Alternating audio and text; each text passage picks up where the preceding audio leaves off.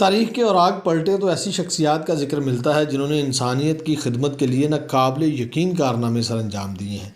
इंसान दोस्त लोग हर दौर में दुनिया में पाए जाते हैं। आज हम बात करेंगे सर गंगा राम की। अगर उनका तारुफ किसी से पूछें तो वो सिर्फ यही कहते नज़र आते हैं कि उन्होंने लाहौर में एक बड़ा हॉस्पिटल गंगा राम के नाम से तामीर किया। अस्सलाम वालेकुम, उम्मीद करता हूँ आप सब खैरियत से हैं। मैं हूँ शोएब हसन। आज हम बात करने जा रहे हैं सर गंगा राम के बारे में। वो सर गंगा राम जिन्हें फादर ऑफ लाहौर कहा जाता है, वो सर गंगा राम जिसने लाहौर में कई स्कूल, कॉलेजेस, सड़कें, सरकारी इमारतें, यूनिवर्सिटीज़ और पता नहीं कितना कुछ कायम किया। अगर ये कहा जाए कि लाहौर को आबाद करने वाले सर गंगा राम हैं तो ये बेजाना होगा।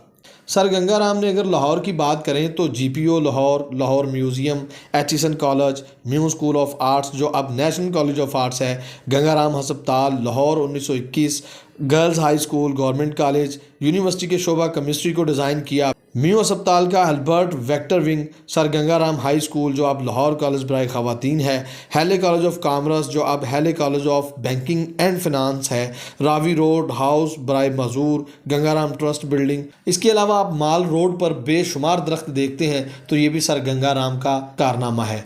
अक्सर आज भी आपको पुराने लाहौरी ये माल रोड के बारे में कहते नज़र आते हैं कि ये ठंडी सड़क है। उसने दरख्तों के साथ ठंडक बख्श दी और मॉडल टाउन, गुलबर्ग टाउन की कमाल तरीन कटिंग की उन्होंने और उनको दरख्तों से आरास्ता कर दिया। ये उस वक्त भी लाहौर के बेहतरीन इलाके गिने जाते थे रहाइश के लिए। सर गंगा राम बहुत ही कमाल की शख्सियत थे, लेकिन अगर उनके तारुफ की बात करें तो हमें उर्दू में बहुत कम मिलता है। उनको ढूंढना पड़ता है कि वो तारीख में कहाँ हैं। ऐसे लोगों को तारीख में छुपा नहीं रहना चाहिए। सर गंगा राम के आबाओ अजदाद उत्तर प्रदेश के ज़िला मुजफ्फरनगर के रहायशी थे। वो मुजफ्फरनगर को छोड़कर इधर पंजाब में शिफ्ट हो गए थे और ये उस वक्त की बात है जब पंजाब पर सिखों की हुकूमत थी, लेकिन अंग्रेज़ों की हुकूमत का तसल्लुत बढ़ता गया और उन्होंने पंजाब पर भी कब्ज़ा कर लिया। दौलत राम जो गंगा राम के वालिद थे, उन्होंने अपनी पर्सनैलिटी और तलीम का इस्तेमाल करते हुए पुलिस में जॉब हासिल कर ली, सब इंस्पेक्टर की। एक दिन उनको एक साधु मिलता है दौलत राम को और कहता है कि आपके यहाँ एक ऐसा बेटा पैदा होगा जो इंसानियत की खिदमत के लिए बढ़ चढ़ कर हिस्सा लेगा। वक्त गुजरता गया और एक दिन आता है कि सिखों के यहाँ बैसाखी का मेला चल रहा होता है और 1951 में दौलत राम के यहाँ एक लड़का पैदा होता है। उस लड़के का नाम वो गंगा राम रखता है। दौलत राम एक दिन कुछ डाकुओं को गिरफ्तार करता है। चूँकि पुलिस के महकमे से वाबस्ता थे और डाकुओं के दोस्त जो हैं वो उनको धमकाते हैं कि हम आपकी फैमिली को ख़तरा पहुँचाएंगे। दौलत राम इस डर से अमृतसर की तरफ दोबारा हिजरत कर जाते हैं, अपनी नौकरी छोड़कर चले जाते हैं और अमृतसर में फिर दौलत राम को नौकरी मिल जाती है। उधर गंगा राम को स्कूल में दाखिल करवा दिया जाता है और वहाँ के प्रिंसिपल गंगा राम को गैर मामूली हाफजे वाला बच्चा करार देते हैं। गंगा राम गोल्ड मेडल के साथ मैट्रिक का इम्तिहान पास करता है। दौलत राम को ये ज़रूरत महसूस होती है कि गंगा राम को हाई एजुकेशन के लिए लाहौर भेज देना चाहिए। 1869 में गवर्नमेंट कॉलेज ऑफ लाहौर में गंगा राम तालिब इल्म की हैसियत से इसको ज्वाइन कर लेते हैं। गंगा राम की हाई एजुकेशन का सिलसिला चल पड़ता है। गंगा राम के बचपन की बात करें तो एक मरतबा गंगा राम कुएँ में गिर जाते हैं। कुएं में गिरते हुए गंगा राम को कोई शख्स देख लेता है और उसको बचा लिया जाता है। उस दिन से गंगा राम ये ज्यूम करते हैं कि ये उनकी ज़िंदगी इंसानियत के लिए है, कुछ बड़ा करने के लिए है। गंगा राम अपनी हायर एजुकेशन लाहौर में मुकम्मल करते हैं। गंगा राम वापस रौड़ी चले जाते हैं और वहाँ जाकर पहले इंजीनियर कॉलेज में एडमिशन लेते हैं और इंजीनियरिंग का इम्तिहान पास करते हैं और उनको फिर एक नौकरी मिल जाती है असिस्टेंट इंजीनियर की। तब गंगा राम की तनख्वाह तकरीबन 150 रुपये मुकर्रर की जाती है और गंगा राम इंसानियत की खिदमत के लिए सरशार थे। बचपन में गंगा राम अपने किसी रिश्तेदार से मिलने जाते हैं तो वो ऑफिसर थे, उस वक्त एग्जीक्यूटिव ऑफिसर थे। तो गंगा राम पहले तो काफ़ी देर उनके इंतज़ार में फ़र्श पर बैठे रहते हैं, लेकिन कुछ ही देर बाद वो उठकर उस जगह यानी उस सीट पर बैठ जाते हैं। जब उनका वो रिश्तेदार आता है तो काफ़ी बरहम होता है कि तुम इस सीट पर क्यों बैठे हो। तो गंगा राम कहता है आप इस सीट की इतनी टेंशन ना लें, आगे बढ़कर मैं ही इसको लीड करूँगा। और वो ऐसे अल्फाज कबूल हुए कि तकरीबन 12 साल गंगा राम ने उसी सीट पर नौकरी की। गंगा राम ने लाहौर के नक्शे को बदल कर रख दिया।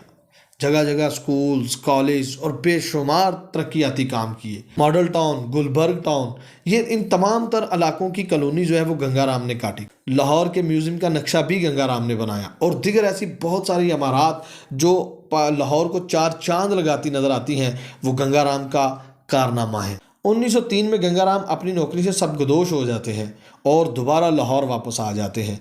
फिर गंगाराम ने लायलपुर यानी फैसलाबाद में काफ़ी एकड़ ज़मीन को ख़रीदा और वहाँ पर एक गांव तमीर किया अपने ख्वाबों को पूरा करने के लिए, और उसका नाम गंगापुर रखा। गंगाराम ने पहली मरतबा ट्यूबवेल के ज़रिए खेतों को सैराब करने का तरीका मुतारफ़ करवाया और पंजाब की बेशुमार ज़मीन को ज़रखेज़ कर दिया। गंगाराम ने एक 2 फुट की पटरी डाली जिसमें 4 तकरीबन बोगियां जोड़कर उनको दरमियाने साइज़ के घोड़े खींचते थे, और कमाल की बात यह है कि वो आज भी घोड़े और वो बोगियां इस्तेमाल की जाती हैं अनाज की ट्रांसपोर्ट के लिए। गंगाराम ने बेशुमार कारनामे सर अंजाम दिए और लाहौर में एक अस्पताल भी बनाया गंगाराम ने, मेमो अस्पताल के बाद, जिसको सबसे बड़ा हॉस्पिटल होने का दर्जा हासिल है। सादत हसन मंटो अपनी तहरीर में लिखते हैं, बाबरी मस्जिद का जब मामला पेश हुआ तो काफ़ी मुसलमान बरहम हुए और कई जैन मंदिर और गुरुद्वारों को नुकसान पहुंचाया गया। वहां गंगाराम के स्टैचू पर भी लोग टूट पड़े। किसी ने मुंह पर तारकोल मल दिया, किसी ने जूतों को हार में पिरोकर गंगाराम के स्टैचू के गले में डाल दिया, किसी ने तरह तरह के पत्थर बरसाए। वो जो गंगाराम के स्टैचू के गले में हार डाल रहा था जूतियों के, वो शख्स जख्मी हो जाता है और फिर उसे गंगाराम हॉस्पिटल में शिफ्ट किया जाता है इलाज के लिए। गंगाराम ये सोचते थे कि नई नस्ल को तिजारत के साथ वाबस्ता होना चाहिए। उन्होंने गवर्नमेंट को ये मशवरा दिया कि आप एक ऐसा कॉलेज बनाएं जहां बच्चे तिजारत की तालीम हासिल करें। तो गवर्नमेंट ने कहा कि ना हमारे पास बिल्डिंग है, ना असासा है, तो हम कैसे बनाएंगे। गंगाराम जैसे इस चीज़ का इंतजार कर रहे थे, उन्होंने कहा लाहौर में जो मेरा घर है आप इसको कॉलेज बना दीजिए, जो मौजूदा आज हैले बैंकिंग एंड कॉमर्स कॉलेज के नाम से जाना जाता है। गंगाराम इतनी तालीम से मोहब्बत करते थे कि बेशुमार स्कूलों को उन्होंने प्रमोट किया। गंगाराम ने इंडिया में बेवाओं की दूसरी शादी के लिए भी काम किया। उन्होंने री मैरिज ब्यूरो एसोसिएशन बनाई। उस वक्त इंडिया में 2.5 करोड़ से ज़्यादा खवातीन ऐसी थी जो बेवा थीं। ऐसी खवातीन जिनकी शादी नहीं हो सकती थी, उनके लिए ऐसे इंस्टीट्यूट तख्लीक किए जहां पर वो हुनर सीखकर खुद को सपोर्ट कर सकती थी। 1927 में सर गंगाराम राय एग्रीकल्चर कमीशन के मेंबर के तौर पर इंग्लिस्तान गए हुए थे।